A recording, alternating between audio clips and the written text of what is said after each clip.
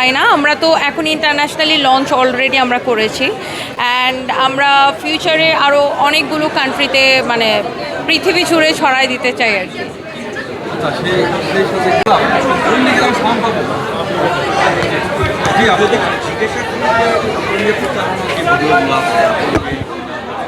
প্রচারের জন্য একটি আইনি নোটিশ আপনাকে দেওয়া হয়েছিল, সেটি নিয়ে আসলে আপনার দেখেন, ওটা আমিও আপনাকে দিতে পারি, আপনিও আপনাকে দিতে পারেন। আমার কোম্পানিতে অ্যাপয়েন্টেড 2জন উকিল আছে, আমি চাইলে সারাদিনই অনেককে দিতে পারি।